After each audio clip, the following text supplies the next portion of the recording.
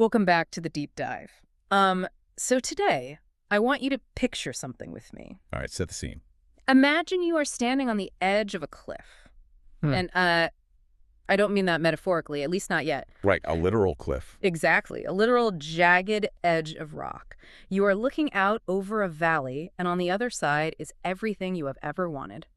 The dream. Yeah, the life you've been promised, the future you've been dreaming about for decades, really. But you are stuck on this side, and the person standing next to you, the person who literally led you to this cliff, is about to die. Wow, that is a really heavy image to start with, but it's accurate. It is accurate, because today we are diving into a book that I honestly think suffers from a massive PR problem. Oh, absolutely. We are talking about Deuteronomy, and I will be the first to admit, before I really dug into the sources for today, if you said Deuteronomy to me, my brain immediately went to, a dusty legal code. Right. It's the terms and conditions section of the Bible. Yes. You know, that incredibly long scroll of text you just blindly click I agree on so you can finally get to the good stuff. Exactly. It feels like the book you just have to trudge through to get to the action movies in Joshua or, the political drama in Samuel. Yeah. But looking at the research we have in front of us today, specifically the text itself and this summary we're using called Standing on the Edge of Promise, that assumption is just tragically wrong. It really is. Yeah. Because this isn't a legal textbook. This is a farewell speech. A completely dramatic one, too. It's essentially a deathbed confession, or really a deathbed charge. If you read Deuteronomy as just a list of rules, you miss the heartbeat completely. Right. Because this is the final desperate loving plea of a dying leader to a generation he has raised, and they are standing right on the brink of their destiny. That reframing just changed everything for me. So let's set the scene properly, because the context here is cinematic. Where are we specifically? Well, the text is incredibly precise. It gives us a timestamp and a GPS location. Which is rare. Very. It is the 40th year, the 11th month on the first day of the month.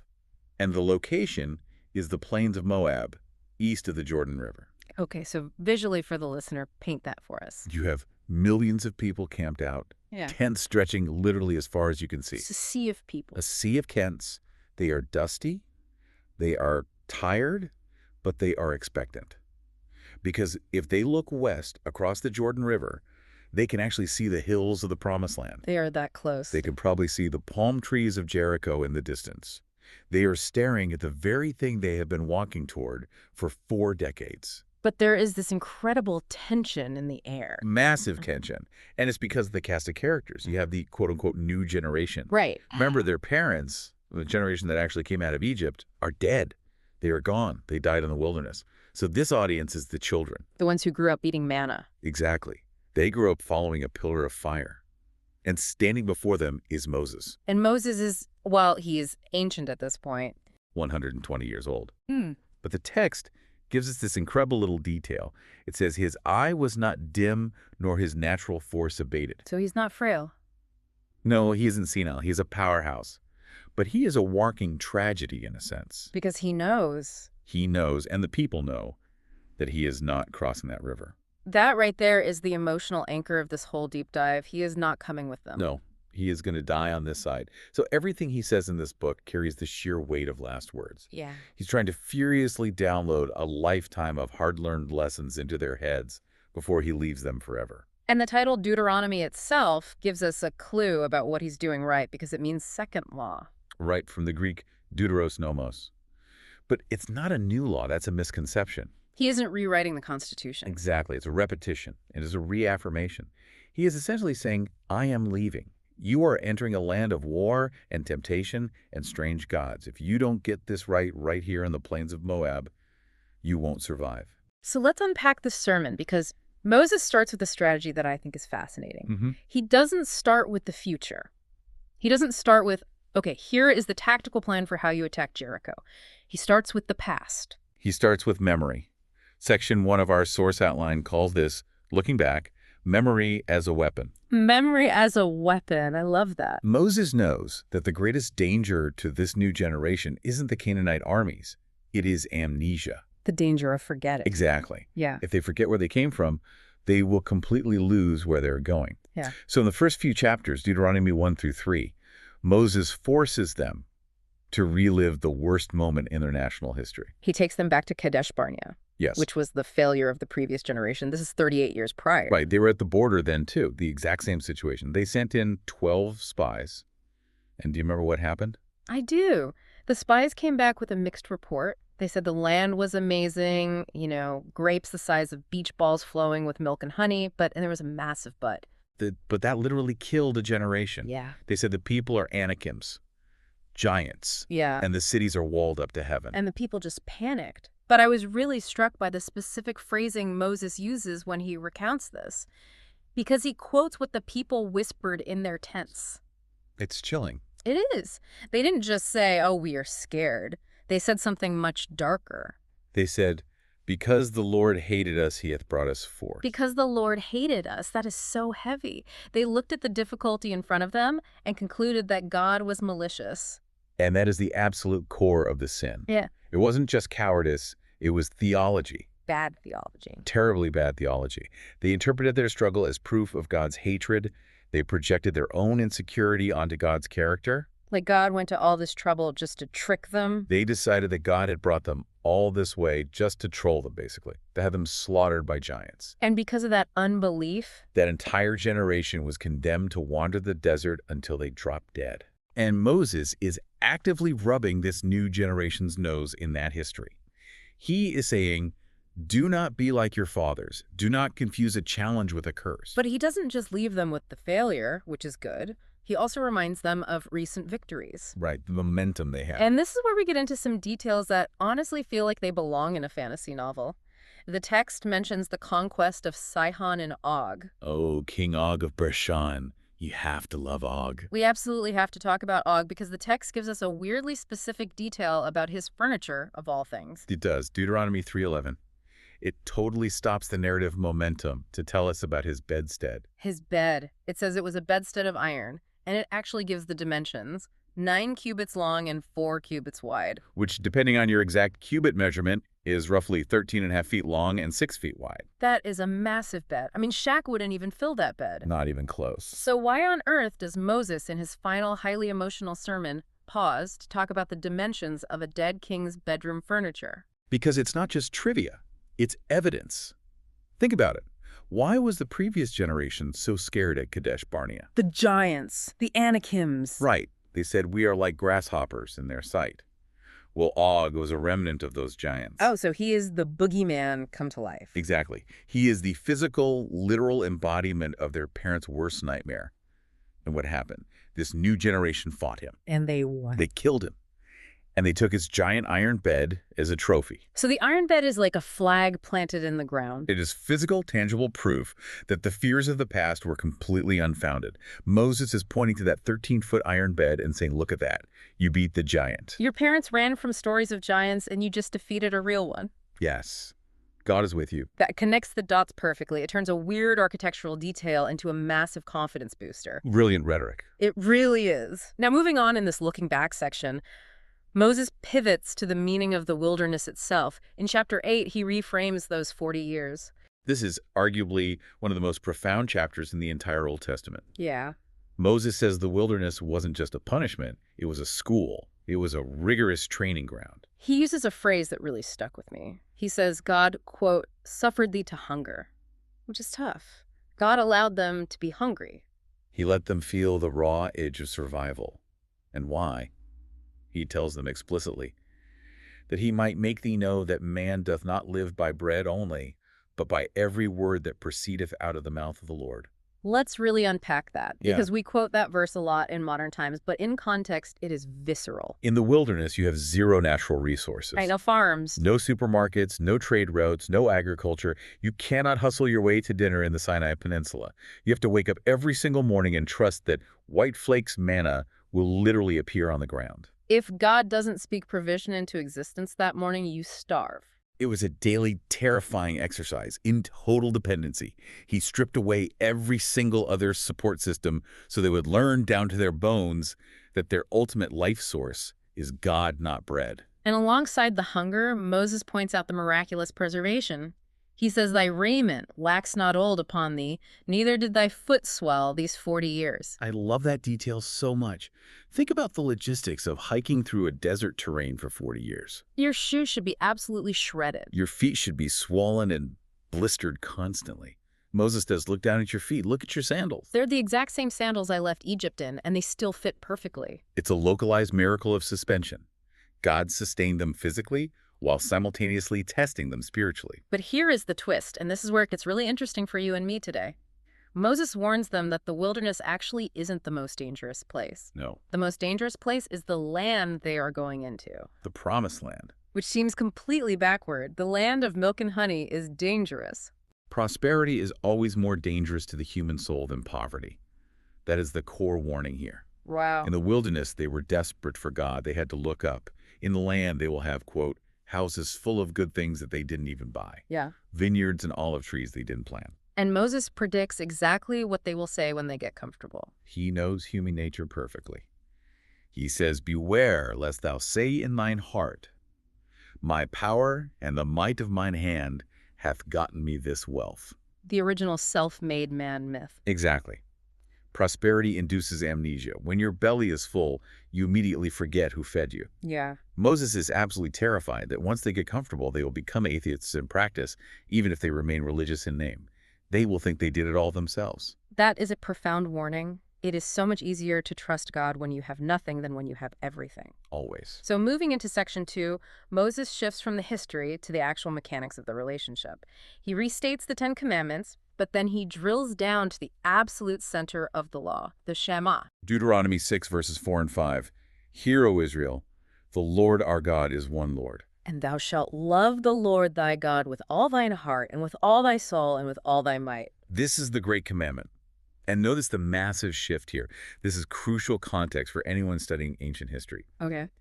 In other ancient legal codes, like the Code of Hammurabi or the Hittite suzerainty treaties, the gods didn't care if you loved them. They just wanted their cut. Right. Marduk does not want your heart. He wants your grain. He wants your tax payments and your absolute physical submission.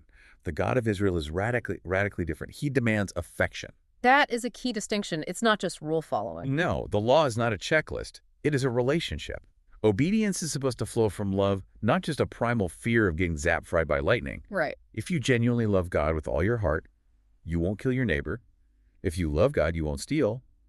The rules are simply the external manifestation of an internal condition. And Moses gives them a blueprint for how to actually maintain this internal condition. It's what the source material calls total immersion education. It's an incredibly intense pedagogical model. He tells them to teach these words diligently to their children, but not in a formal classroom setting. No, he says talk about them when you sit in your house, when you walk by the way, when you lie down, and when you rise up. It is relentless. Yeah. It is woven into the very fabric of daily existence. And it's highly physical, too. He tells them to bind these words as signs on their hands and as frontlets between their eyes. Yes. To write them on the posts of their houses and on their gates. He wants them to literally be surrounded by the covenant. Because he knows how porous human memory is, like we just talked about. Exactly. Unless you are literally tripping over the truth when you walk out your front door, you will forget it by lunchtime.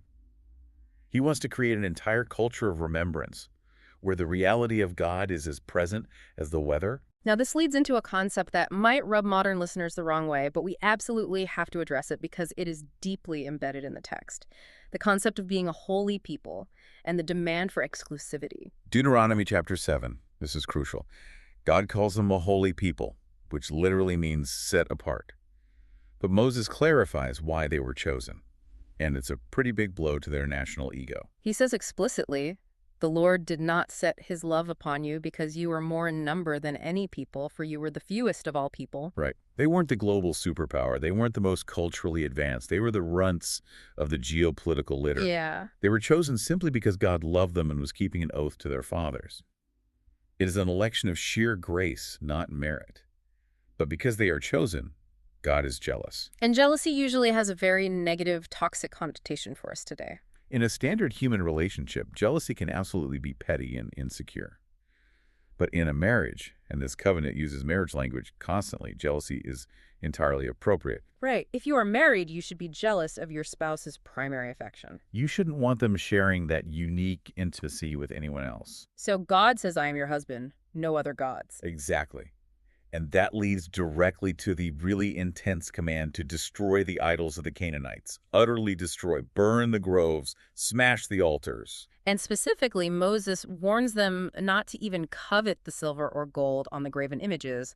He says, lest thou be snared therein. That is such an interesting psychological insight. Even the raw materials of the idols were considered dangerously radioactive. Why is that? I mean, gold is just gold, right? Its value is neutral. Moses implies that the association itself is toxic. The temptation is to say, well, I don't worship Baal, but this gold statue is worth a lot of money. I'll just melt it down and use it for the treasury. Says pragmatic. But God says no. That gold was dedicated to a lie. If you bring it into your house, you bring the snare with it. You have to purge it entirely to stay free. It's about maintaining a completely distinct identity. You can't borrow from the culture that God is actively judging. Precisely. You have to be a clean break. So we have this extremely high call to holiness and exclusive love. But what does that actually look like on the ground? In Section 3, we dive into the specific laws. And this is where Deuteronomy gets surprisingly practical and honestly socially progressive for the ancient world. It creates a detailed blueprint for a just society. Chapters 12 through 26 are basically the specific granular applications of the Ten Commandments, and you see a massive sustained emphasis on protecting the vulnerable. Let's talk about the year of release in Deuteronomy 15, because this is fascinating economics. It really is. Every 7 years, all debts between Israelites were completely canceled, wiped clean. Just imagine that today. Your mortgage, your credit card, your student loans just poof, gone every 7 years. It systematically prevented a permanent underclass from forming. In the ancient world, debt inevitably led to slavery, and slavery quickly became generational. Right, you're born a slave because of your grandfather's debt. Exactly. This law forcefully broke that cycle. But Moses anticipates human nature here. He knows that as year 6 approaches, people with money are going to clamp down. Right. If I know the debt is legally going to be canceled in 12 months, why would I ever lend you money today? I'm never getting it back. Exactly. And Moses addresses that internal selfish monologue directly. He says, beware that there be not a thought in thy wicked heart, saying, the 7th year, the year of release is at hand, and thine eye be evil against thy poor brother, and thou givest him naught. He straight up calls it a wicked heart. He commands them to give liberally, regardless of the calendar. And he adds a famous line, the poor shall never cease out of the land, which is a realistic assessment of a fallen world. But he uses it as the primary reason for ongoing generosity, not an excuse for apathy. There's also the treatment of slaves. If an indentured servant is legally released after their 6 years of service, the text says you can't just send them away empty-handed. You have to load them up, from your flock, your floor, your wine press. Basically, you have to provide them with robust startup capital so they don't fall right back into the poverty that caused them to sell themselves in the first place. And the motivation he gives is memory again. Moses says, remember that thou wast a bondman in the land of Egypt. There it is again. Look back to know exactly how to act right now. You were an oppressed slave, so be incredibly kind to slaves. Precisely. It's empathy born directly of history. Now, I want to get into some of the deep dive texture here. The weirdly specific laws. The fun stuff. Yeah, because these show that the law wasn't just about big, lofty spiritual concepts. It was about everyday safety codes. For example, the roof battlement. Deuteronomy 22:8. When thou buildest a new house, then thou shalt make a battlement for thy roof. A fence. A guardrail. Because in that culture, roofs were flat. People hung out up there in the cool of the evening. It was an active living space. So God says, put up a railing so nobody falls off and dies. Because if they do, you have blood guilt. It's basically ancient OSHA regulations. It literally is. But think about the deep theology behind it. It shows that God deeply cares about physical safety. Holiness isn't just praying or fasting. Holiness includes not being negligent with your neighbor's physical life. Then there's the bird's nest law. Ah, yes. If you find a bird's nest by accident, you can take the eggs or the young for food, but thou shalt in any wise let the dam go. You must release the mother bird. Why? I mean, you already have the nest. Conservation, likely. Yeah. If you kill the mother and the babies, you wipe out that entire family line. If you let the mother go, she can breed again. It's a law against total absolute consumption. It teaches a fundamental restraint in how humans interact with nature. You can take what you need to survive, but don't greedily destroy the source. And then there's the law regarding runaway slaves in Deuteronomy 23:15. This one really stood out to me in the research because I know in American history the fugitive slave laws were a massive point of contention. This is where the Bible is radically beautifully different from other ancient Near Eastern codes like the Code of Hammurabi. In almost every other surrounding culture, if you caught a runaway slave, you were legally obligated to return them to their master. It was a severe property crime not to. And Deuteronomy. Deuteronomy says the exact opposite.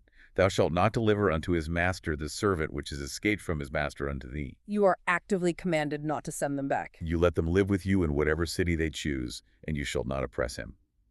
It strongly implies that if the slave ran away, the master had fundamentally forfeited his right to that life through abuse. Israel was to be a safe sanctuary, not a police state for slaveholders. That is a powerful distinction. It really changes how you view the whole legal code. Before we move on from the laws, though, we have to touch on the test of the prophet in chapter 13, because this loops right back to the fear of idolatry. This is a scary scenario Moses poses.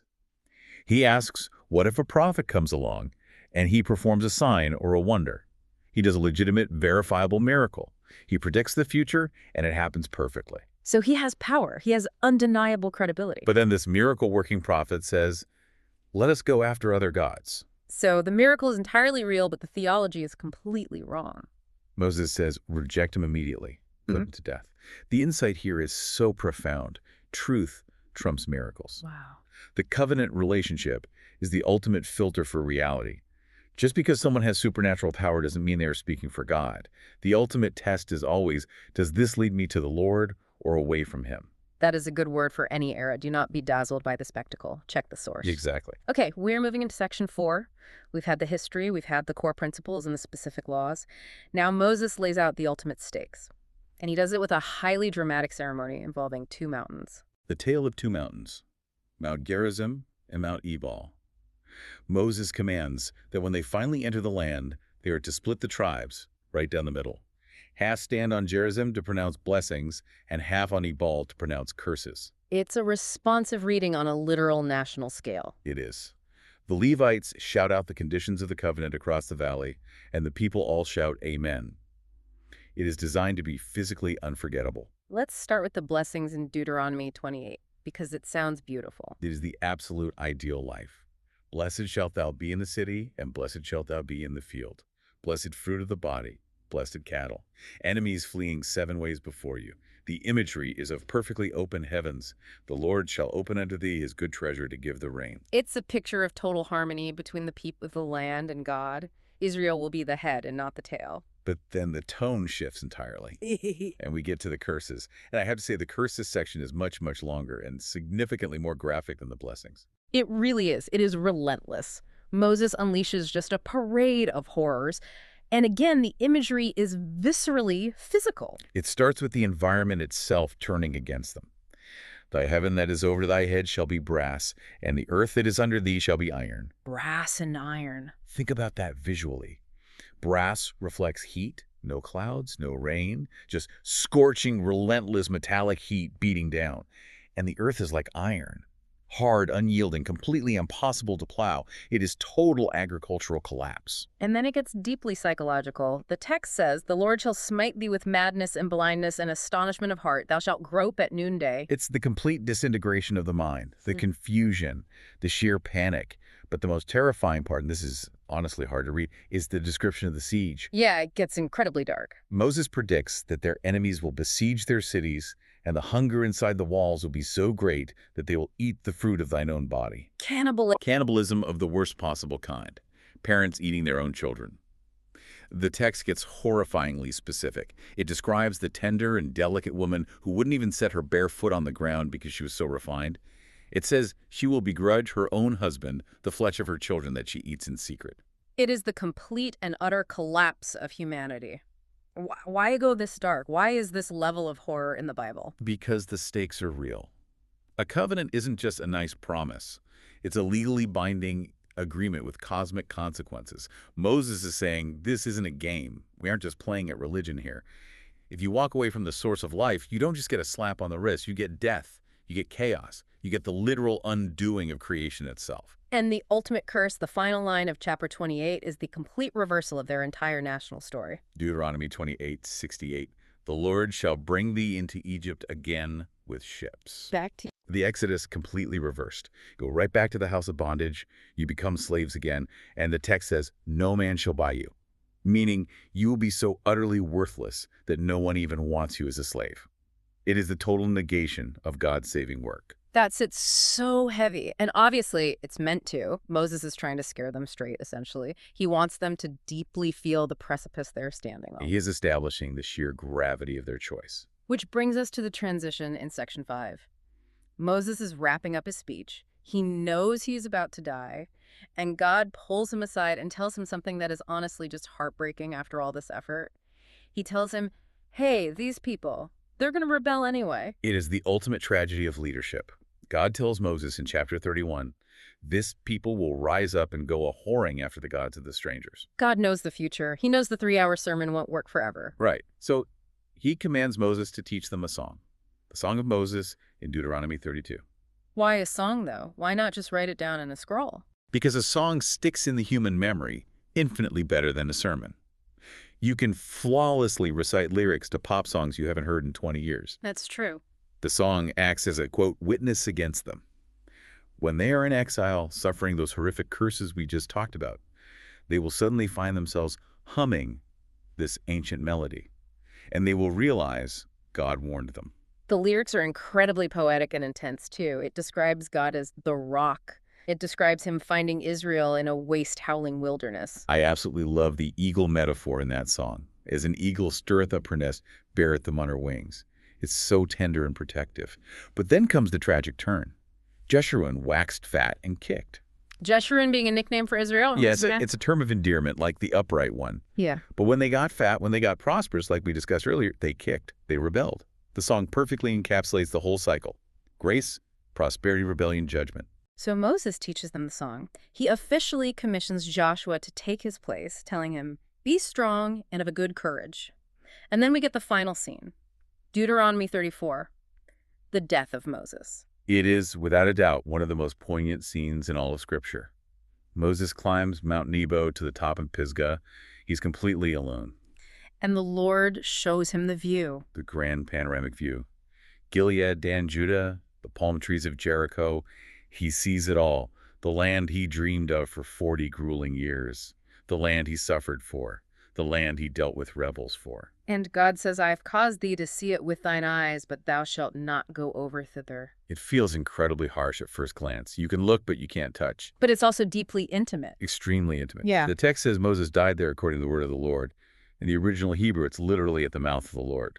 There's a beautiful ancient Jewish tradition that says God literally took his soul with a kiss. And the burial, this detail just blew my mind. And he buried him in a valley. God himself was the undertaker. No human hands touched Moses' body. It was a completely private funeral between a man and his maker. And then the crucial detail. No man knoweth of his sepulchre unto this day. Why hide the grave? Why no monument? To prevent idolatry. If the Israelites knew exactly where Moses was buried, they would have absolutely built a massive shrine. They would have worshipped the messenger instead of the sender. Moses had to disappear completely so God could remain the focus. And so Joshua could actually lead. That is a brilliant leadership point. You can't have the ghost of the all-powerful founder constantly hovering over the new CEO. Exactly. You need a clean break, and the epitaph closes the entire book. There arose not a prophet since in Israel, like unto Moses, whom the Lord knew face to face. A tremendous legacy, but a legacy that still ends on the wrong side of the river. Which is the final profound paradox. Moses brings them to the border, but he fundamentally cannot bring them in. So bringing this all together, we've walked through the history, the law, the terrifying curses, and the death of the founder. What is the final takeaway? What is the so what for you listening to this right now? Moses sums it up perfectly himself in Deuteronomy 30:19.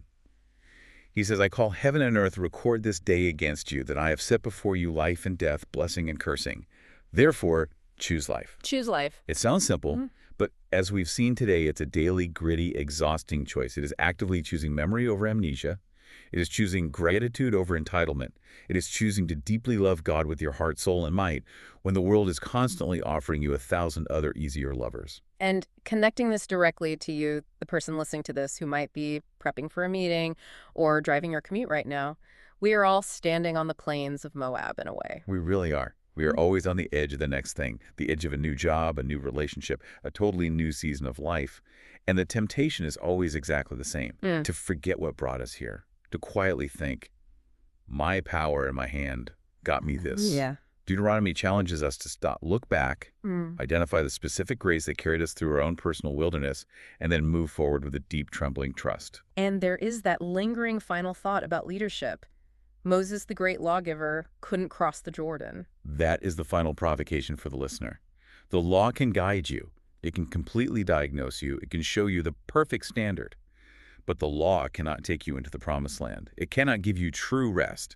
Moses has to die so Joshua can rise. And Joshua, that name actually sounds familiar in Hebrew, right? It's the Hebrew name Yehoshua, which is exactly the same name as Jesus. Ah. The law brings us right to the edge. Only the Savior brings us across.